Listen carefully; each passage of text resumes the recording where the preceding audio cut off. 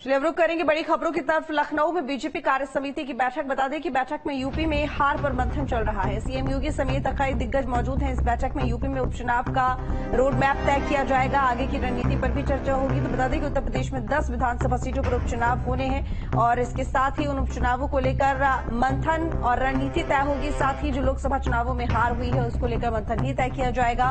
विधायकों में जो नाराजगी रहती है उसको लेकर भी बात होगी। शीर्ष नेतृत्व भी क्योंकि बैठक में मौजूद है। बात करें यहाँ पर राष्ट्रीय अध्यक्ष जेपी नड्डा की, तो वो बैठक में शामिल है। मुख्यमंत्री योगी आदित्यनाथ, सीएम, विधायक और मंत्री, तमाम संगठन के जो नेता हैं वो मौजूद हैं। तो लखनऊ में बीजेपी की कार्य समिति की बैठक बेहद महत्वपूर्ण ये बैठक और बड़े स्तर पर, जिसमें यूपी में हार पर मंथन चल रहा है और सीएम योगी समेत कई दिग्गज बैठक में मौजूद हैं। यूपी में उपचुनाव का रोड मैप तय किया जाएगा, आगे की रणनीति पर भी चर्चा की जाएगी।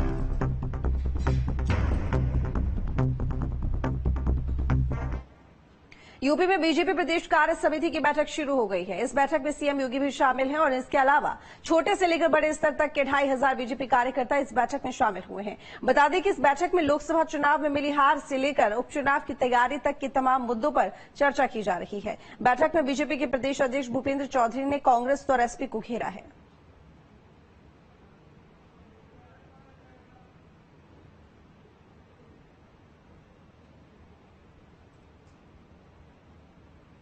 तो बता दें आपको कि बीजेपी की ये बैठक चल रही है, बेहद वृहद स्तर पर ये बैठक है। सीधी तस्वीरें आप देख रहे हैं। जेपी नड्डा, बीजेपी के राष्ट्रीय अध्यक्ष, जो कि पहुंच चुके हैं कार्य समिति की बैठक में शामिल होने के लिए। उनका स्वागत किया जा रहा है डिप्टी सीएम द्वारा। तो बता दें कि राज्यसभा सांसद भी वहां पर उनका, दिनेश शर्मा जो है उनका स्वागत कर रहे हैं। भूपेंद्र चौधरी भी उनका स्वागत कर रहे हैं। सभी से मिलते हुए जेपी नड्डा, तस्वीरों में आप साफ देख सकते हैं। स्वतंत्र देव सिंह भी उनसे मिलते हुए उनका स्वागत करते हुए। तो बता दें कि तमाम कार्यकर्ता मौजूद हैं, लगभग 2500 की संख्या में कार्यकर्ता मौजूद, और इसके साथ ही रोड मैप तैयार किया जाएगा उपचुनाव को लेकर और लोकसभा में हुई हार को लेकर मंथन होगा। तो बड़े पैमाने पर, बड़े स्तर पर आज ये बैठक हो रही है। मुख्यमंत्री योगी आदित्यनाथ भी मौजूद हैं जेपी नड्डा के साथ में। तमाम मंत्री यहां पर मौजूद हैं जो कि स्वागत कर रहे हैं जेपी नड्डा का। उनके साथ में स्वामी प्रसाद मौर्य भी चल रहे हैं, डिप्टी सीएम। तो बैठक में यूपी की हार पर मंथन होगा। जो सीटें कमाई है लोकसभा चुनावों में क्यों कमाई है वो, और इसके साथ ही अब क्योंकि उपचुनाव होने हैं तो उपचुनावों में 10 सीटों पर, बता दें कि वो सीट खाली हुई थी 10 सीटें, जिनमें से लगभग जो 9 सांसद हैं वो ऐसे हैं, 9 विधायक ऐसे हैं जो कि सांसद बन चुके हैं, वो सीटें खाली हो गई हैं। तो अब इस वजह से 10 सीटों पर उपचुनाव होने हैं और अब बीजेपी की पूरी कोशिश यही रहेगी कि इन उपचुनावों में यूपी बाजी मार पाए, यूपी में बाजी मार पाए बीजेपी। और उसी को लेकर ये बैठक है। ज्यादा वक्त अब नहीं है क्योंकि देखिए अभी उपचुनाव हुए थे तमाम अन्य राज्यों में, तो उसमें बीजेपी को कुछ खास फायदा नहीं हुआ है। 13 में से मात्र 2 सीटें बीजेपी ने जीती हैं। अब बीजेपी कहीं ना कहीं इस बात को लेकर पूरी तरह से सतर्क हो गई है कि अब उत्तर प्रदेश के जो उपचुनाव हैं उसमें बेहतर परफॉर्मेंस दिखानी होगी। अविनाश हमारे साथ में जुड़े हैं ज्यादा जानकारी के साथ में। अविनाश, बीजेपी की बड़ी बैठक है आज कार्य समिति की। फिलहाल जेपी नड्डा पहुंच चुके हैं, उनके स्वागत में तमाम बड़े नेता जुटे हुए हैं। क्या तस्वीर देखने को मिल रही है? बिल्कुल, देखिए जेपी नड्डा आपसे थोड़ी देर पहले पहुंचे हैं जहां पर ये समिति की बैठक चल रही है। और देखा जाए तो लोकसभा चुनाव से ठीक पहले जनवरी में बीजेपी कार्य समिति की आखिरी बैठक हुई थी और लोकसभा चुनाव के बाद ये पहली बैठक है। जाहिर सी बात है कि बैठक कई मायनों में काफी महत्वपूर्ण है, क्योंकि जिस तरीके से बीजेपी ने जो अपेक्षा की थी उत्तर प्रदेश से, वो उस अपेक्षा में बीजेपी सफल नहीं हो पाई। और आज जो संबोधन रहा प्रदेश अध्यक्ष का, चूंकि अभी सीएम योगी का संबोधन होना है, इसके अलावा राष्ट्रीय अध्यक्ष जेपी नड्डा का होना है, दोनों डिप्टी सीएम का होना है, लेकिन जो प्रदेश अध्यक्ष का संबोधन रहा उससे साफ हो गया कि आने वाले समय में बीजेपी की लाइन क्या रहने वाली है। क्योंकि साफ तौर पर कांग्रेस को घेरते हुए ये पहली बार है कि समाजवादी पार्टी, हालांकि समाजवादी पार्टी के ऊपर भी कई हमले किए गए बीजेपी की तरफ से, लेकिन आज बीजेपी के केंद्र बिंदु में कहीं ना कहीं कांग्रेस पार्टी रही और ये कई सालों के बाद देखने को मिला। क्योंकि प्रदेश अध्यक्ष ने अपने संबोधन में साफ तौर पर कहा कि कांग्रेस पार्टी भस्मासुर है और अखिलेश यादव को सचेत रहने की जरूरत है, नहीं तो कांग्रेस पार्टी अखिलेश यादव यादव और समाजवादी पार्टी को ही निपटा सकती है। हालांकि देखिए, चूंकि जब भी कार्य समिति की बैठक होती है कई अलग अलग प्रस्ताव पास होते हैं और उसमें अब से थोड़ी ही देर पहले जो राजनीतिक प्रस्ताव लाया गया बीजेपी की तरफ से, उसमें कई प्रमुख बातें हैं जिसका जिक्र करना बहुत जरूरी है। जो कार्य समिति की बैठक हुई इसमें ये बात निकलकर सामने आई कि जो राजनीतिक प्रस्ताव था उसमें इस बात का जिक्र किया गया कि विपक्ष ने जो एक प्रचार किया आरक्षण को लेकर, संविधान को लेकर, और कहीं ना कहीं जो एक कास्ट फैक्टर को ऊपर उठाने की बात कही गई। पहले बीजेपी ये बोलती थी कि जो पीडीए का फैक्टर है समाजवादी पार्टी का वो बेअसर है, लेकिन उसी पीडीए ने बीजेपी को पटखनी दी और 65 से 64 से बीजेपी सीधे 40 से नीचे आ गई।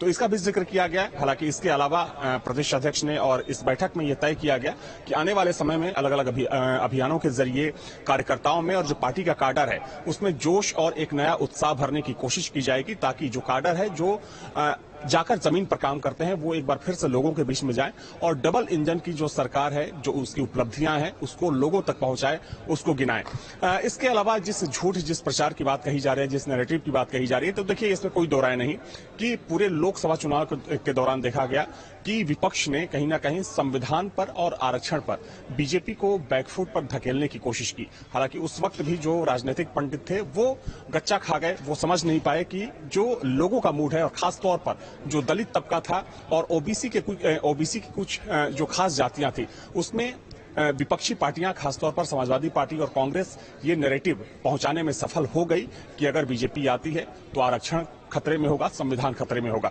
तो उस चीज को लेकर आज जो बीजेपी का आला कमान है, या कह सकते हैं कि जो टॉप लीडरशिप है, वो चिंतित नजर आई और उसकी एक झलक यहां पर कार्य समिति की बैठक में देखने को मिली।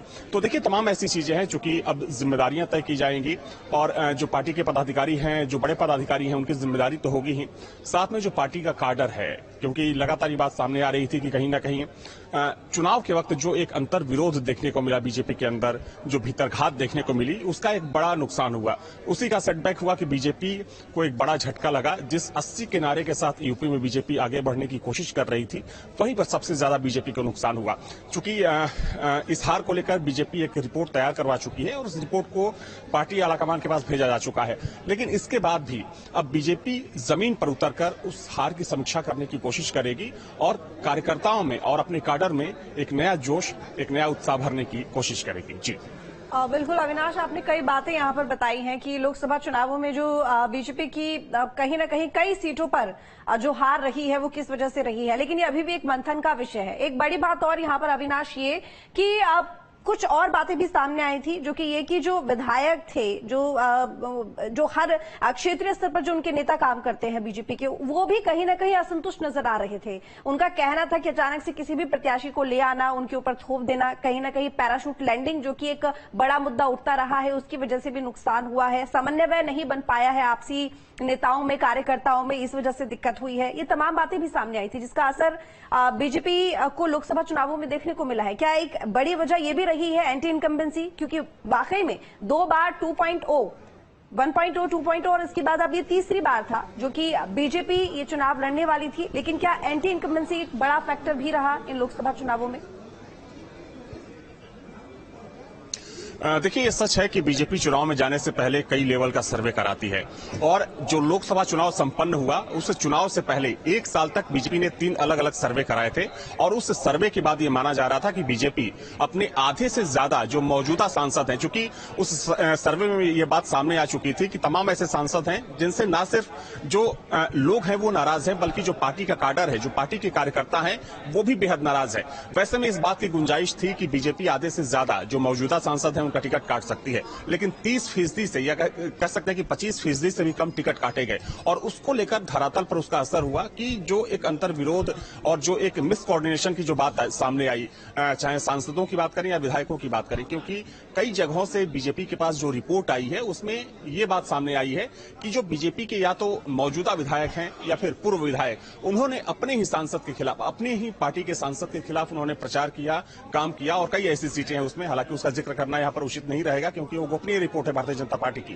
तो ये तमाम चीजें हैं, इसमें मिस कोऑर्डिनेशन एक बहुत बड़ा फैक्टर है, एक बहुत बड़ी वजह है और ये हर कोई जानता है, बीजेपी के जो नेता हैं वो भी जानते हैं और चूंकि जो 3 लेवल का जो सर्वे कराया गया, जो 3 लेवल की रिपोर्ट सबमिट की गई थी, जानकारी आपसे लेते रहेंगे। बहुत शुक्रिया आपका तमाम जानकारी के लिए। तो बता दें आपको कि देखिए, क्योंकि जेपी नड्डा पहुंच चुके हैं और इसी बीच आपको सुनाते हैं भूपेंद्र चौधरी, बीजेपी के प्रदेश अध्यक्ष उत्तर प्रदेश के, उन्होंने क्या कुछ कहा है, सुनिए। अखिलेश यादव जी, मैं आपको सावधान कर रहा हूं कि कांग्रेस भस्मासुर है और बहुत ही जल्दी आपको ठिकाने लगाने का काम करेगी। कांग्रेस की नजर में आपके मुस्लिम वोट पर है। कांग्रेस की सोच और उनकी कार्यशैली, लोकतंत्र की कोई गुंजाइश नहीं है। डॉक्टर लोहिया को अपना आदर्श मानने वाली समाजवादी पार्टी विशुद्ध रूप से परिवारवादी पार्टी में परिवर्तित हो गई।